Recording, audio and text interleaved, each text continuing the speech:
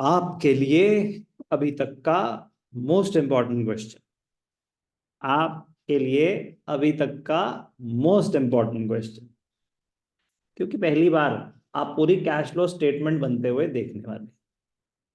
अच्छा, एक खासी घबराहट होगी, ठीक है ना, कि सर ये हम कैसे कर सकते हैं, मतलब सारी ऑपरेटिंग भी, इन्वेस्टिंग भी, फाइनेंसिंग भी एक ही में। हाँ बेटा, अभी आपके सामने देखना। क्वेश्चन नंबर 49, शेयर कैपिटल दे रखा है। शेयर कैप, पहली बात ये चीजें हाईलाइट जरूर करना, करंट या प्रीवियस ईयर। 12 लाख से 16 का शेयर कैपिटल बढ़ रहा है। Note number 1, reserves and surplus. तो अब नोट नंबर देखना जरूरी है, क्योंकि रिजर्व्स एंड सरप्लस में देखो क्या क्या है, इसको हमेशा फिर से करंट ईयर प्रीवियस ईयर। तो सिक्योरिटीज प्रीमियम बढ़ गया, जनरल रिजर्व भी बढ़ गया, सरप्लस करंट ईयर प्रॉफिट है वो भी बढ़। ठीक है जी, तो ये पढ़ लिया। Long term borrowings 10% debentures 2 lakh से 320, डिवेंचर्स बढ़ गए। Current liability short term borrowings financing activity है, 110 से 80 हो गई, तो कम हुई है। ट्रेड पेबल्स करंट लाइबिलिटीज है, बट हो क्या रहा है 180 से 150, तो ये क्या है, करंट लाइबिलिटी कम हो गई। ये क्या है, फाइनेंसिंग एक्टिविटी। ये क्या है, फाइनेंसिंग एक्टिविटी। ये क्या है, financing activity. Reserves and surplus mixed रहता है, उसमें ऑपरेटिंग एक्टिविटी का भी यूजेज होगा और सिक्योरिटीज प्रीमियम है, तो उतना वो फाइनेंसिंग एक्टिविटी को भी अफेक्ट करेगा। ये तो हमारी रेफरेंस के लिए। Non current assets, non current assets property plant and equipment. तो property plant and equipment accumulated depreciation account maintain हो रहा है, इसका ध्यान रखेंगे। बाकी जो इन्फॉर्मेशन है उसके हिसाब से हम चलेंगे। ठीक है जी। नॉन करेंट इन्वेस्टमेंट्स, इसको ध्यान रखना है, मिस आउट हो जाता है कभी कभी। तो नॉन करेंट इन्वेस्टमेंट्स कोई ड्यूरिंग द ईयर मशीनरी, तो fixed asset during the year non current investments, तो नॉन करेंट इन्वेस्टमेंट्स पे एडजस्टमेंट भी है। तो नॉन करेंट इन्वेस्टमेंट्स पे एडजस्टमेंट भी है। During the year machinery, machinery पे भी एडजस्टमेंट है। डिबेंचर्स वर इशूड, तो डिबेंचर्स वर इशूड, ठीक है, जनरल सी बात है, कोई अकाउंट बनाने की जरूरत नहीं है। करंट इन्वेस्टमेंट्स, करंट इन्वेस्टमेंट्स क्या होती हैं, marketable securities, trade receivables, current assets कम हो गए। Cash and cash equivalents, cash and cash equivalents हैं वो अलग से आ जाएंगे, cash, cash in and cash at bank. अब ध्यान से देखना, before you start preparing the cash flow statement, पहले जो जो अकाउंट बनना है वो बना देते हैं, वर्किंग नोट्स अपने साइड कर देते हैं। ड्यूरिंग देयर मशीनरी कॉस्टिंग 140, तो एक तो मशीनरी का अकाउंट बनेगा। नॉन करेंट इन्वेस्टमेंट बस of 80,000 were sold at a profit of 16, तो नॉन करेंट इन्वेस्टमेंट्स अगर सिर्फ 80 का डिफरेंस होता तो नॉन करेंट इन्वेस्टमेंट अकाउंट नहीं बनता, डिफरेंस ज्यादा है तो नॉन करेंट इन्वेस्टमेंट का भी अकाउंट बनेगा। डिबेंचर्स और इशूड कुछ नहीं, तो पहले मशीनरी अकाउंट की बात करते हैं। अब ऑपरेटिंग होगा बहुत बड़ा, तो जब आप बनाएंगे तो एक पूरा पेज छोड़ देंगे ऑपरेटिंग एक्टिविटीज के लिए। सेकंड में हाफ पेज पे इन्वेस्टिंग आ जाता है, हाफ पे फाइनेंसिंग आ जाता है। 2 पेज छोड़ के थर्ड पेज से वर्किंग नोट बनाना शुरू करना, ठीक है ना। 2 पेज छोड़ के थर्ड पेज से वर्किंग नोट बनाना शुरू करना, बी केयरफुल। ऑपरेटिंग एक्टिविटी लंबा होता है, फाइनेंसिंग थर्ड हो जाता है, इन्वेस्टिंग सेकंड हो गया। अब ध्यान से देखना, ये क्या है आपके वर्किंग नोट्स, तो machinery account, accumulated depreciation account, ठीक है जी। तो working note number 1, non current investment, debit, credit, to balance BD, non current investment 2 lakh, previous year 2 lakh है ना, 2,02,70, पहले बैलेंसेस लिख देते हैं। 2 लाख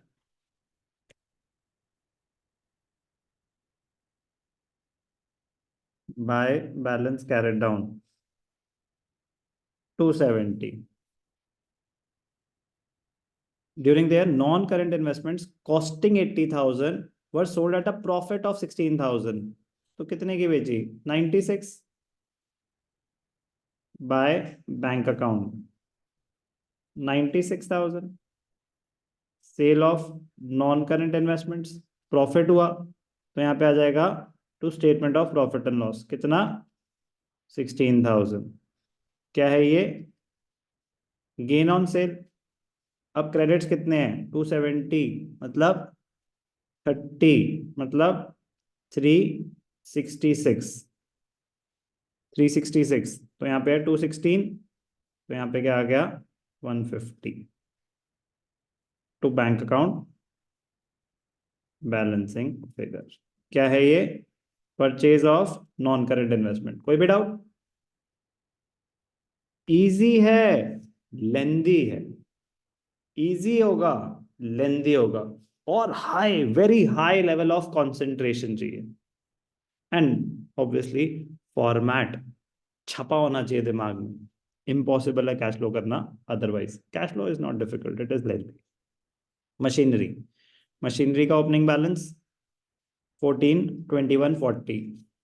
उनके पास वेरिएशन नहीं होगी ज्यादा, चीजें करी हुई आएंगी, फिर भी जिसने प्रैक्टिस नहीं कर रखी नहीं कर पाएगा, कोई चांस ही नहीं है कि वो कर पाएगा।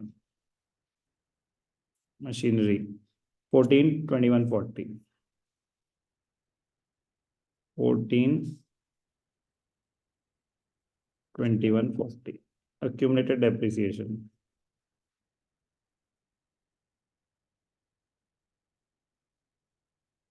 by balance brought down to balance carried down, 190, 240।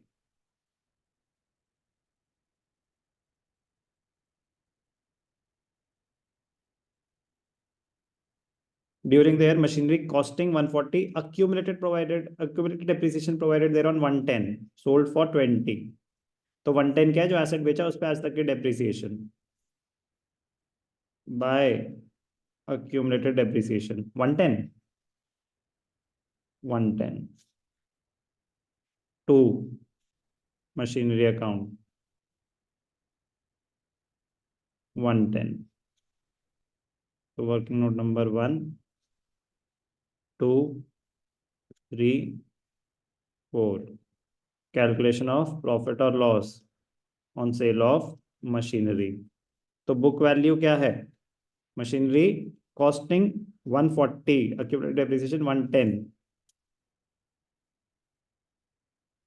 140 minus 110, book value है 30,000, सोल्ड फॉर 20,000 या 10,000, सोल्ड फॉर 20,000, सोल्ड फॉर 20,000। तो सेल वैल्यू तो 30,000 की चीज हम 20,000 में बेच रहे हैं, तो 10,000 का लॉस हो गया। कोई भी डाउट? वर्किंग कर लेनी चाहिए।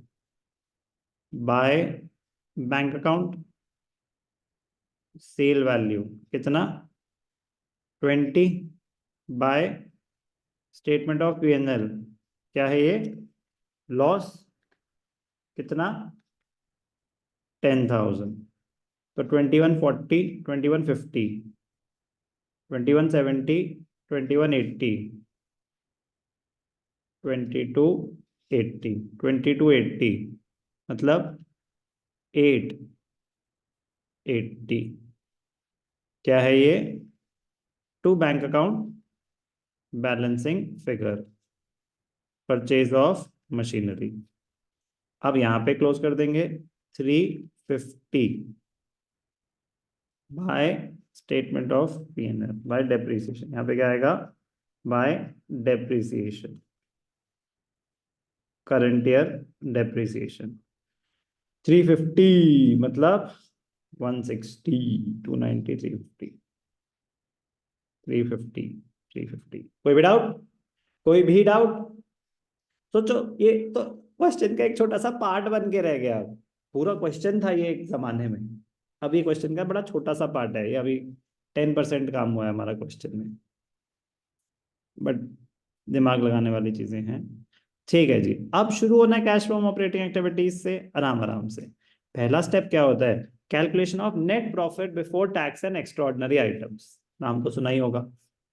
तो अब आपका आ गया ये, तो यहाँ पे इसको दे देंगे नंबर 1। ABCD कर सकते हैं, 1 2 3 भी कर सकते हैं। तो पहला हो गया cash from operating activities.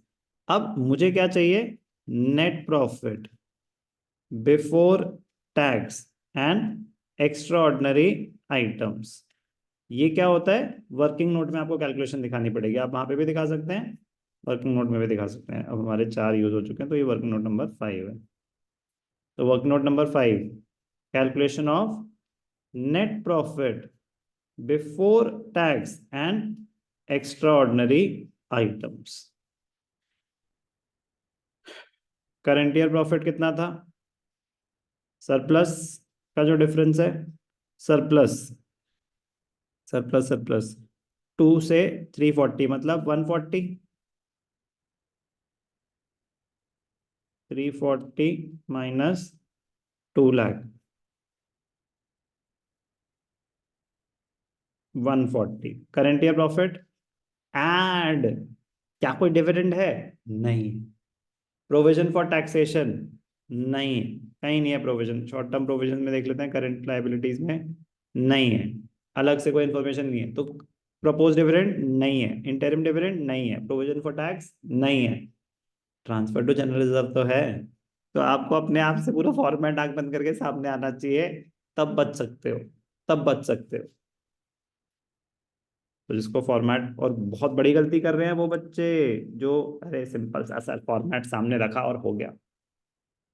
Question कर करके ही फॉर्मेट याद हो सकता है, सिर्फ फॉर्मेट याद करने से फॉर्मेट याद हो ही नहीं सकता।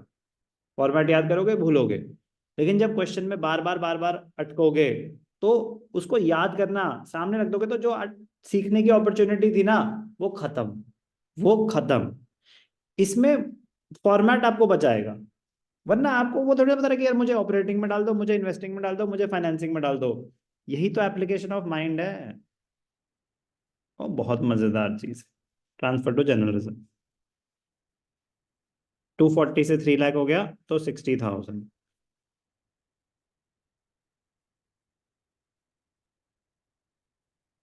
कोई प्रपोज डिविडेंड नहीं, कोई प्रोविजन फॉर टैक्सेशन नहीं, कोई रिफंड ऑफ टैक्स नहीं, एक्स्ट्राऑर्डिनरी लॉसेस नहीं, एक्स्ट्राऑर्डिनरी गेन्स नहीं। तो 2 लाख आ गया net profit before tax and extraordinary items. 2 lakh, तो हमारा स्टार्टिंग पॉइंट क्या हो गया? 2 लाख। अब ध्यान से देखना, 2 लाख आ गया, अभी तो पार्टी शुरू हुई है। एड क्या? Non cash, non operating expenses, add non cash non operating expenses. अब सबसे पहले क्या? डेप्रिसिएशन अमोर्टाइजेशन, तो हमने अकाउंट बना ही रखा है। करंट ईयर डेप्रिसिएशन कितनी है? 160। तो यहाँ पे आ जाएगा डेप्रिसिएशन ऑन मशीनरी, 160 था ना, 160। इंटेंजिबल एसेट्स तो नहीं है, नॉन करंट एसेट्स में नहीं, तो अमोर्टाइजेशन मतलब यही है, ठीक है ना, depreciation. Interest on borrowings, borrowings है क्या? 10% डिवेंचर्स। अब डिवेंचर्स की कोई डेट है क्या? Debentures were issued on 31 March 2023, तो debentures were issued at the end of the year, तो interest will be calculated on the opening balance. तो 10% डिवेंचर्स 2 लाख का। अब लेकिन आपको सपने थोड़ी ना आएंगे कि यहाँ पे इंटरेस्ट दिखाना है। फाइनेंसिंग में तो सबको पता होता है कि ठीक है यार फाइनेंसिंग में आएगा, यहीं तो मिस आउट होता है। तो ये फॉर्मेट आपको बचाएगा, दिमाग में छपा होना चाहिए। Interest on debentures, provision for doubtful debts है नहीं। Loss on sale of fixed asset, loss कितना है? नॉन करेंट इन्वेस्टमेंट में गेन है वो माइनस हो जाएगा, loss 10,000। Machinery, loss on sale of machinery कितना? 10,000। फिर खत्म, minus gain on sale of non current investments, non current investment sold at a profit of 16,000, 16,000। कोई भी डाउट अभी तक? रेट है क्या? रेट होगा तो ही होगा ना, शॉर्ट टर्म बोरिंग्स पे कोई रेट ऑफ इंटरेस्ट नहीं है। अगर रेट ऑफ इंटरेस्ट होता तो आता है यहाँ पे, रेट ऑफ इंटरेस्ट ही नहीं है तो नहीं है। चेक कर लेंगे हम, ये इंटरेस्ट आ गया और कुछ नहीं है, करंट इन्वेस्टमेंट्स यहाँ से लेना देना और कुछ नहीं है। तो बेटा क्या आया? Operating profit before working capital changes. तो 360, 380, 390, 390 माइनस 16, 374। क्या ये operating profit before working capital changes? अब आप देखेंगे वर्किंग कैपिटल चेंजेस आराम से एक एक करके। करंट लायबिलिटीज में ट्रेड पेबल्स कम हो गए, माइनस हो जाएगा। ऐड क्या होता है? Increase in liability decrease in assets. Sir ये सब तो हम भूल चुके हैं।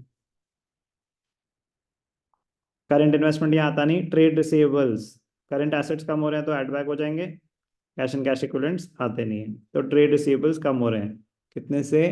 220।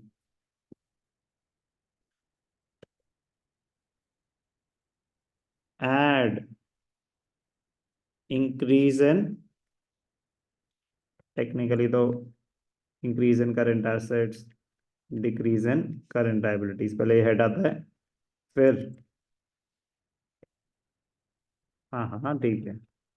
Add increase in current liabilities decrease in current assets, तो क्या हुआ? डिक्रीज इन ट्रेड रिसीवेबल्स कितने से? 220। इन्वेंट्री तो नहीं है ना, एक ही एसेट है जो यहाँ का है। Current investment cash and cash equivalents में आएगा। Trade payable short term borrowing financing में आएगा, कुछ नहीं है और ऐड हो जाएगा। करंट लायबिलिटी 30,000 माइनस हो जाएंगे, less decrease in current liabilities increase in current assets. तो यहाँ पे क्या है? Decrease in trade payables, trade payables थे 30,000। क्या आया ये? Cash generated from operations. अब इसके बाद क्या आता है? टैक्स पेड आता है, एक्स्ट्रॉर्डनरी आइटम्स आते हैं। ना इस क्वेश्चन में एक्स्ट्रॉर्डनरी आइटम्स हैं, ना ही टैक्स है, तो ये ही क्या हो जाएगा? Cash flow from operating activities. तो 374, 594, 594 मतलब 564, जो फाइनल फिगर आया वो बाहर जाएगा 564। अब वेरीफाई कर लो बस, हमने जो वर्किंग नोट बनाए हैं।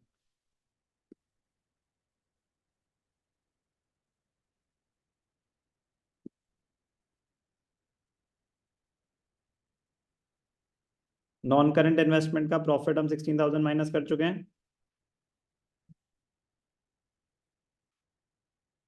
और ऊपर जाना चाहता है क्या?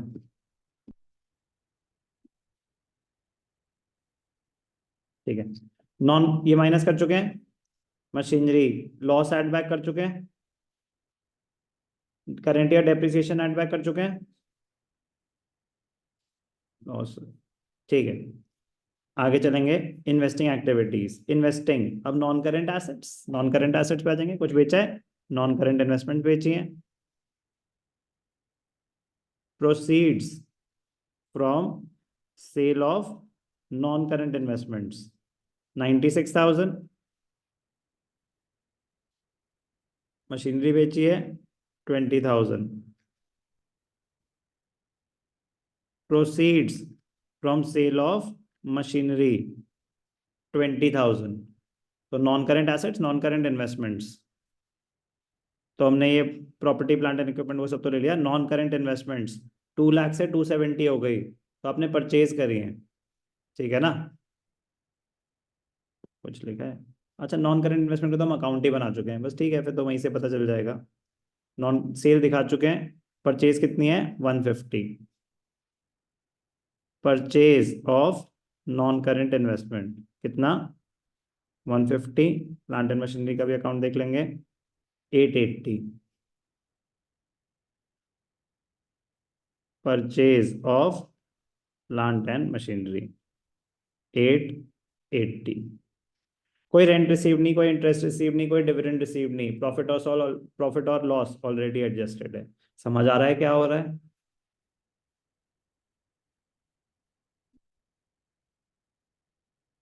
96, 116 माइनस 150 माइनस 880, 914 नेगेटिव, 914 नेगेटिव। क्या बोलते हैं इसको?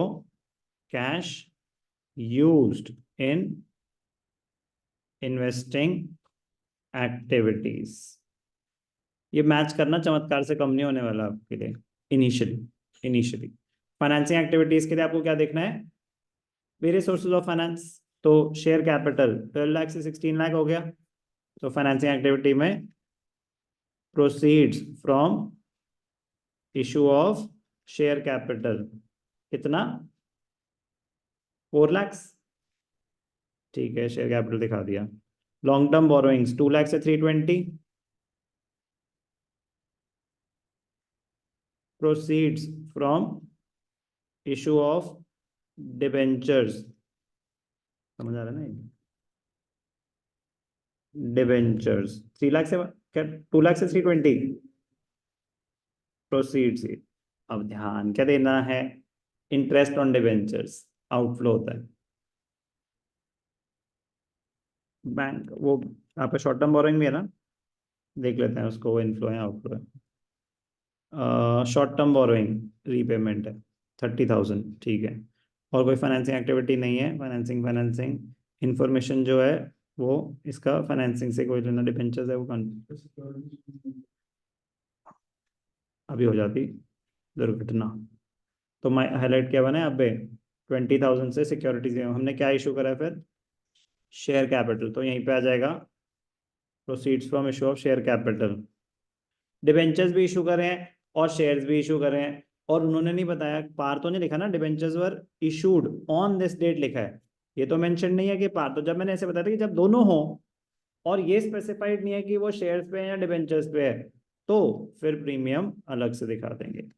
इंक्रीज इन सिक्योरिटीज प्रीमियम, क्योंकि आपके लिए ये सर्टेन करना पॉसिबल नहीं है कि वो शेयर्स पे हैं डिबेंचर्स पे। 20,000 से बढ़ रहा है सिक्योरिटीज प्रीमियम, तो इसलिए ये सब हाईलाइटेड होंगे तो बेटर रहेगा। Okay,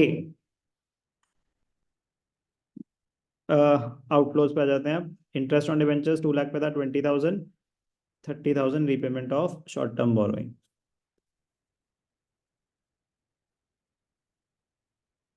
repayment of short term borrowing कितना? 30,000। Interest on debentures 20,000। ठीक है ना, ये सब तो ऑलरेडी कैलकुलेटेड है। कोई भी डाउट? अब ध्यान से देखना बेटा, अब आएगी मोमेंट ऑफ ट्रुथ।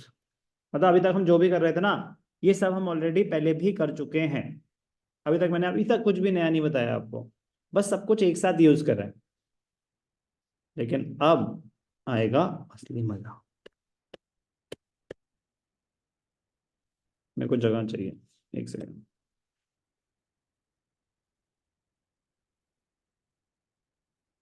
ठीक है, पहले मैं इसको क्लोज करता हूँ। 4, 520, 540, 540, 540 -50, 490 पॉजिटिव। अब ध्यान से देखना बेटा, कैश ये हो गया सी, ठीक है ना, ये हो गया बी, ये था ए, कैश फ्रॉम ऑपरेटिंग एक्टिविटीज। ठीक है ना, तो अभी क्या निकला हमारा? Cash flow from financing activities. अब इंडिविजुअली तो हमने बहुत सारे क्वेश्चंस करे, बहुत सारे, आई थिंक सारे। ठीक है ना, वो जरूरी थे, मतलब मेजोरिटी आपने मुझसे करा है, लेकिन मैं कह रहा हूं आप खुद नहीं करेंगे तो आप नहीं कर पाएंगे, वो आपको खुद ही पता चल जाएगा, दिख ही रहा है कि होना क्या है। पॉइंट, इंडिविजुअली तो हमने अभी बहुत सारे क्वेश्चंस कर लिए। अब पहली बार हम सीखेंगे कि अच्छा आप इसको कंसोलिडेट कैसे करना है।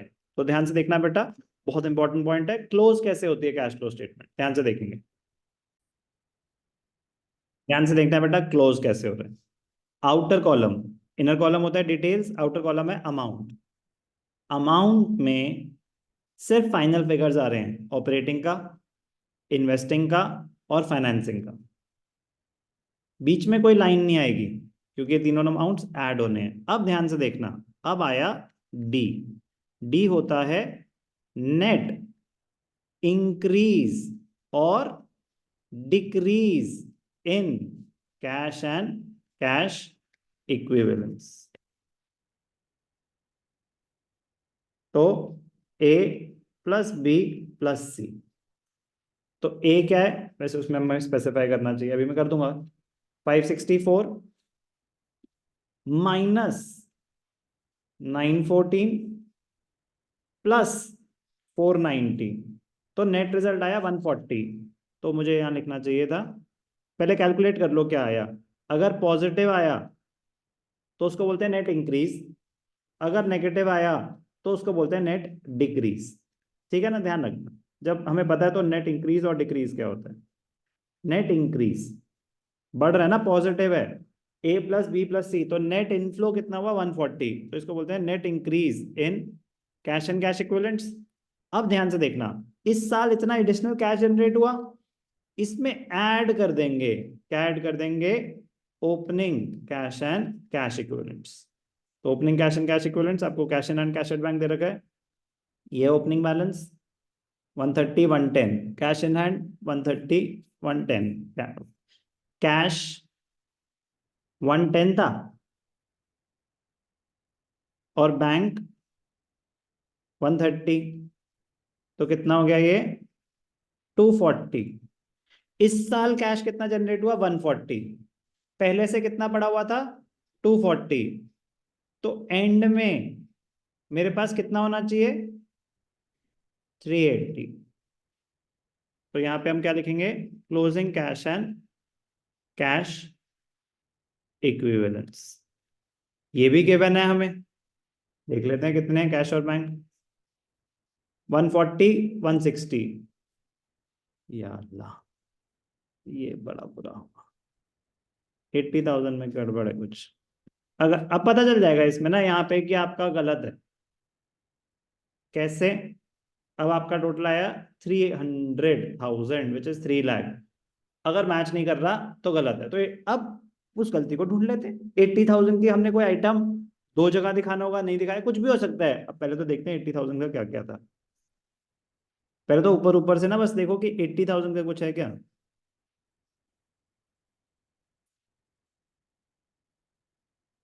Reserves and surplus, short term borrowing 30 30 120, long term borrowing, debentures issued आ गया था ना 120, ठीक है। नॉन आ गया ना, देखो मैंने यहाँ लिखा हुआ है। मैं कह रहा ना क्या हुआ, गलती हो, मैच नहीं कर रहा ना, तो ढूंढ लो, खत्म हो गई problem. Current investment marketable securities होती है, यहाँ पे लिखा भी था। तो मार्केटेबल सिक्योरिटीज क्या होती है, कैश एंड कैश इक्विवेलेंट्स 80 160। तो 1 मिनट में गलती ढूंढी जा सकती है। तो ओपनिंग में गलती तो ढूंढी जा सकती है, लेकिन जो आपका अनटाइडी होगा वो आपके लिए दिक्कत। खत्म हो गया क्वेश्चन। मैं समझो कि गलती होनी नहीं चाहिए थी, तो गलती मिल गई। एक यहाँ पे क्या आ जाएगा, करंट इन्वेस्टमेंट्स कितनी थी ओपनिंग 80,000, तो अब कितना हो गया 240 प्लस 80 320, तो टोटल कितना होना चाहिए 460। Closing cash and cash equivalents कितना है, कैश 140 160 था ना, कैश बैंक 140 160, करंट इन्वेस्टमेंट भी 160, 320 360 460। तो अब अगर आपका ये मैच कर रहा है तो आपने क्वेश्चन सही करा है, वरना आपने क्वेश्चन गलत किया है। अभी तो मैंने सब कुछ मार्क किया था, मतलब यहाँ पे बड़ी क्लियरली लिखा था कि करंट इन्वेस्टमेंट्स मार्केटेबल सिक्योरिटीज होती हैं, मार्केटेबल सिक्योरिटीज कैश इक्विवेलेंट होते हैं। तो 1 सेकंड के लिए स्किप कर गया, लेकिन गलती ढूंढ ली। पॉइंट बीच में आंसर मत देखना, पॉइंट बस ये कहना चाहता था कि हमें आदत होगी ना कि नहीं नहीं सर पहले देख लेना यहाँ तक सही है कि नहीं है, पहले ऑपरेटिंग ऑपरेट, मैं कह रहा हूँ चलो मैच नहीं करा तो आप 15 मिनट ऑपरेटिंग की गलती ढूंढते रहोगे। अरे एक बारी पूरा कर लो ना, एक ही बारी ढूंढना गलती, तो इनिशियली अनटाइडी हो गया तो क्या हो गया, पहले पूरा अटेम्प्ट करना। पहले आप ये नहीं कि ये कोई वो है तो नहीं, साइमल्टेनियसली तो नहीं सोचता कि चलो कैपिटल अकाउंट और बैलेंस शीट ना साइमल्टेनियसली बन रही है, नहीं ऐसा नहीं होता। कैश फ्लो स्टेटमेंट में ऐसा नहीं होता, पहले वर्किंग नोट बना के साइड करो, पहले पूरी ऑपरेटिंग एक्टिविटी बनेगी, फिर पूरी इन्वेस्टिंग होगी, फिर पूरी फाइनेंसिंग होगी। तो सब फिर तो स्टेप बाय स्टेप हम आंसर चेक कर सकते हैं ना। एग्जाम में आंसर नहीं होगा तो इसलिए आदत ऐसी सी डालनी है ना, टाइम नहीं है आपके पास कि नहीं पहले हम आंसर के साथ, नो, आराम से, आराम से। अब खत्म है, कैश फ्लो स्टेटमेंट यही है। इससे बड़ा क्वेश्चन एग्जाम में नहीं आ सकता, इससे छोटा ही आएगा। मैंने जानबूझ के इस साइज का क्वेश्चन कराया कि इससे बड़ा एग्जाम में नहीं आ सकता बोर्ड्स में। एक दो एडजस्टमेंट, एक दो एडजस्टमेंट, मैं कह रहा हूं उससे फर्क ही नहीं पड़ता। स्टेटमेंट उतनी बड़ी ही होती है, आइटम्स कम हो जाएंगे, तो इनिशियली आपको टाइम लगेगा, बट कह रहा हूं टाइम से ज्यादा ना आपके लिए जरूरी होगा मतलब आइटम्स, फॉर्मेट दिमाग में छपा होना।